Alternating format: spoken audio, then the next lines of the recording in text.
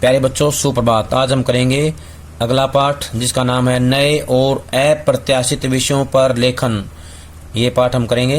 ये बहुत ही इम्पोर्टेंट पाठ है, सभी इसको अच्छे सुनेंगे ध्यान से। और यहाँ से हर साल कोई ना कोई 5 नंबर का प्रश्न अवश्य आता है, सभी इसको ध्यान से सुने। जिस तरह हम बोलते हैं उस तरह तू लिख, और इसके बाद भी हमसे बड़ा तो दिख। भवानी प्रसाद मिश्र की ये लाइनें हैं, हिंदी कवि हैं ये।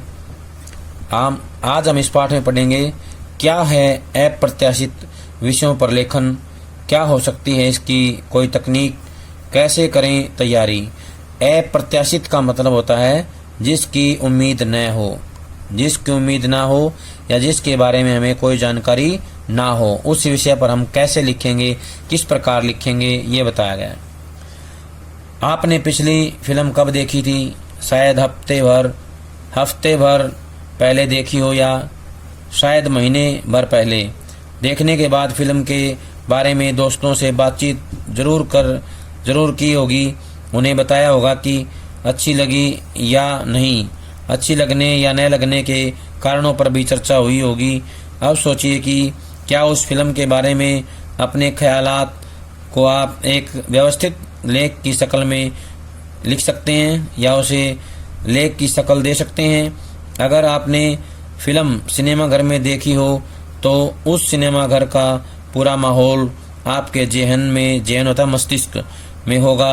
टिकट खिड़की पर लगी लाइन, उस लाइन में चलने वाली बतकही यानी कि आपस में बातें कहते हैं लोग, और ठेलम ठेल यानी कि धक्का मुक्की, खाने पीने की चीज़ों के जगमगाते काउंटर, आगे की संभावित फिल्मों के चित्ताकर्षक पोस्टर।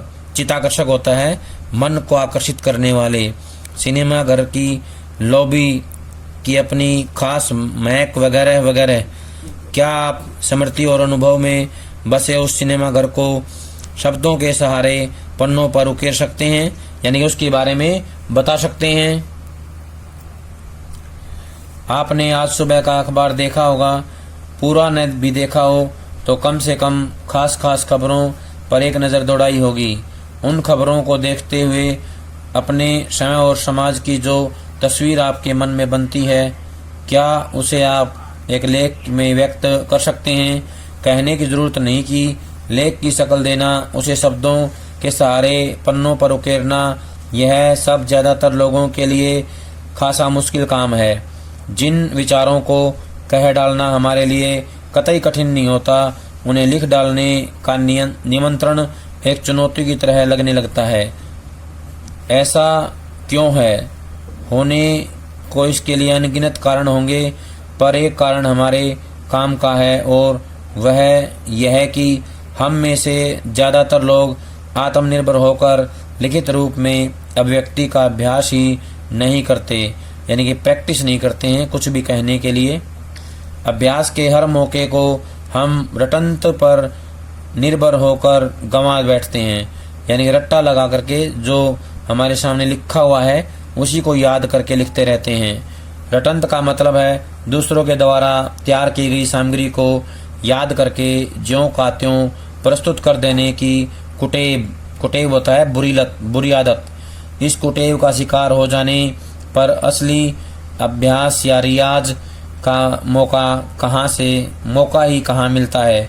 जाहिर है लेखन का आशय यहाँ यांत्रिक हस्तकौशल से नहीं है, उसका आशय भाषा के सहारे किसी चीज पर विचार करने और उस विचार को व्याकरणिक शुद्धता के साथ सुसंगठित रूप में अभिव्यक्त करने से है।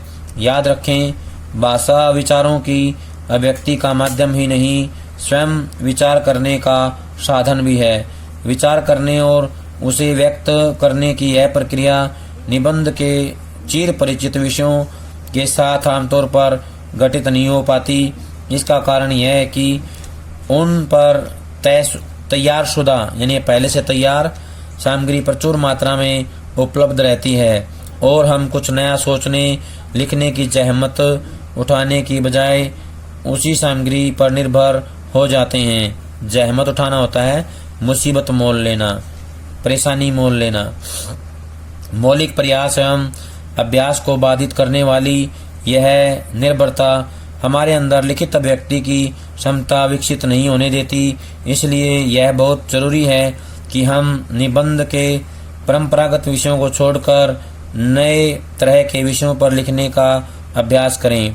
यही अभ्यास हमें अपने मौलिक अधिकारों में से एक अभिव्यक्ति के अधिकार का पूरा उपयोग कर पाने की सामर्थ्य देगा। ऐसे लेखन के लिए आपको जिस तरह के विषय दिए जा सकते हैं उनकी संख्या अपरिमित है। अपरिमित होता है असीमित, जिसकी कोई सीमा नहीं है। आपके सामने की दीवार, उस दीवार पर टंगी घड़ी, उस दीवार में बाहर की ओर खुलता झरोखा, कुछ भी उसका विषय हो सकता है। ऐसे विषय भी हो सकते हैं जिनमें इनके मुकाबले खुलापन थोड़ा कम हो और फोकस अधिक स्पष्ट हो, जैसे टीवी धारावाहिकों में स्त्री बहुत जरूरी है, शिक्षा इत्यादि। यहाँ जितने विषय एक झटके में सुझा दिए गए, जाहिर है वे सब अलग अलग प्रकृति के हैं और इसलिए आपसे उनकी मांग भी अलग अलग किस्म की होगी। कोई विषय आपको तार्किक विचार प्रक्रिया में उतारना चाहता है, कोई आपसे यह मांग करता है कि जो कुछ आपने देखा सुना है या देख सुन रहे हैं उसे थोड़ी बारीकी से पुनः संकलित करते हुए एक व्यवस्था में ढाल दें। कोई अपनी स्मृतियों को खंगालने के लिए आपको प्रेरित करता है, तो कोई अनुभव को सैद्धांतिक नजरिए से जांचने परखने के लिए आपको उकसाता है। प्यारे बच्चों, ये है अप्रत्याशित विषयों पर लेखन। कम समय में अपने विचारों को संकलित कर उन्हें सुंदर और सुघड़ ढंग से अभिव्यक्त करने की चुनौती है। यानी कि जो अप्रत्याशित विषय होते हैं वो एक चुनौती हैं। क्या होते हैं? चुनौती होते हैं।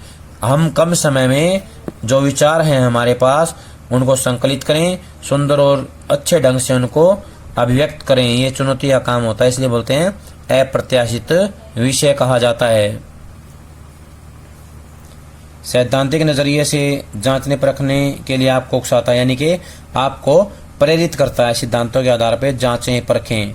इन मांगों के जवाब में आप जो कुछ लिखेंगे वह कभी निबंध बन पड़ेगा, कभी संस्मरण, कभी रेखा चित्र की शक्ल लेगा, तो कभी यात्रा वृत्तांत की। यात्रा वृत्तांत होता है कहीं यात्रा करने जाते हैं और वहां से जुड़ी हुई यादों को हम लिखते हैं, बातों को लिखते हैं। संस्मरण होता है हमारी यादों के आधार पर लिखा गया कोई भी लेख, इसलिए हम उसे एक सामान्य नाम देंगे लेख, ताकि आपको ऐसा न लगे कि हम आप पर किसी विधा विशेष के भीतर ही लिखने के लिए या लेखन करने का दबाव बना रहे हैं। अब सवाल है कि ऐसा लेख प्रस्तुत करने की चुनौती सामने हो तो क्या करना चाहिए। कहने की जरूरत नहीं कि लिखने का कोई फार्मूला आज तक दुनिया में नहीं बना। अगर फार्मूला होता तो कंप्यूटर हमारे मुकाबले बेहतर लेखक साबित हो सकता था। वस्तुतः लेखन की रचनात्मकता का पूरा संबंध फार्मूले का वजूद न होने की इसी सच्चाई से है। इसके बावजूद यहाँ कुछ ऐसे सुझाव दिए जा सकते हैं जो अचानक सामने आए विषय से मुखम होने में आपकी मदद कर सकते हैं, यानी कि आमना सामना होने पर आपकी मदद करेंगे, सहायता करेंगे। अव्वल तो यह ध्यान में रखें कि इस तरह के लेखन में विषय दो खंभों के बीच बंधी रस्सी की तरह नहीं होता, जिस पर चलते हुए हम एक कदम भी इधर उधर रखने का जोखिम नहीं उठा सकते। वह तो खुले मैदान की तरह होता है जिसमें बेलाग दौड़ने, कूदने और कुलांचे भरने की छूट होती है। यानी कहीं भी हम आए जाएं, भागे दौड़ें, कूदें, कुछ भी करें, पूरी छूट है। दरअसल दिए गए विषय के साहचर्य से जो भी सार्थक और सुसंगत विचार हमारे मन में आते हैं उन्हें हम यहाँ व्यक्त कर सकते हैं।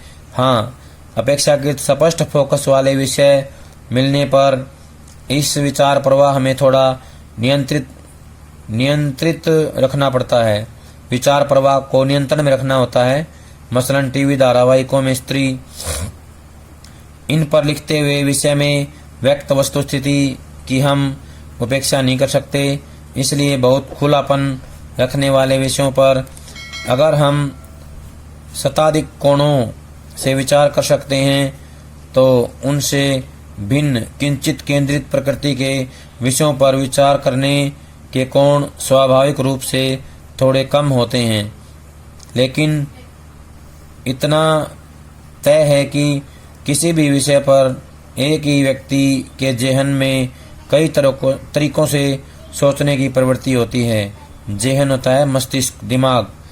ऐसी स्थिति अगर आपके साथ हो तो सबसे पहले 2-3 मिनट ठहर कर यह तय कर लें कि उनमें से किस कोण से उभरने वाले विचारों को आप थोड़ा विस्तार दे सकते हैं। यह तय करने के बाद आप एक आकर्षक सी शुरुआत पर विचार करें। हाँ, ये ख्याल रहे कि वह शुरुआत आकर्षक होने के साथ साथ निर्वाह योग्य भी हो। ऐसा न हो कि आगे आप जो कुछ कहना चाहते हो उसे इस प्रस्थान के साथ सुसंबद्ध और सुसंगत रूप से पिरो पाना आपके लिए मुमकिन न हो। इसलिए शुरुआत से आगे बात कैसे सिलसिलेवार बढ़ेगी, इसकी एक रूपरेखा आपके जहन में होनी चाहिए। वस्तुतः सुसंबद्धता किसी भी तरह से लेखन का एक बुनियादी नियम है, खासतौर से जब विषय पर विचार करने की चौहदियाँ बहुत सख्ती से तय न कर दी गई हों। उस सूरत में सुसंबद्धता बनाए रखने के लिए कोशिश करनी पड़ती है। जब चौहदियाँ सख्ती से तय कर दी गई हों तब हम बाहरी आरोपित अनुशासन ही विचार प्रवाह में कमोबेश आंतरिक संबद्धता कायम कर देता है। विवरण विवेचन के सुसंबद्ध होने के साथ साथ उसका सुसंगत होना भी लेखन या अच्छे लेखन की एक खासियत है। आपकी कही गई बातें न सिर्फ आपस में जुड़ी हुई हो बल्कि उनमें तालमेल भी हो, यानी कि एक बात का दूसरी बात से मेल होना चाहिए। अगर आपकी दो बातें आपस में ही एक दूसरे का खंडन करती हों तो यह लेखन का ही नहीं, किसी भी तरह की अभिव्यक्ति का एक अक्षम्य दोष है, यानी कभी भी माफ न किया जाने वाला दोष है, अवगुण है। सुसंबद्धता और सुसंगति को और बेहतर तरीके से समझने के लिए एक मोटा उदाहरण दिया जा सकता है। मान लीजिए मौसम की चर्चा करते करते आप एकाएक राजनीति पर बात करने लगें और ऐसा करने का कोई ठोस आधार या कारण, मसलन समानता के आधार पर कोई व्यंग्य करना या इन दोनों का कोई पारस्परिक प्रभाव रेखांकित करना प्रकट न हो तो आपकी बातों में संबद्धता का अभाव दिखेगा। इसी तरह मौसम की चर्चा करते हुए आप किसी खास दिन, समय और स्थान के मौसम को एक बार खुशगवार बताएं और दूसरी बार उबाऊ, तो आपकी बातें असंगत जान पड़ेंगी।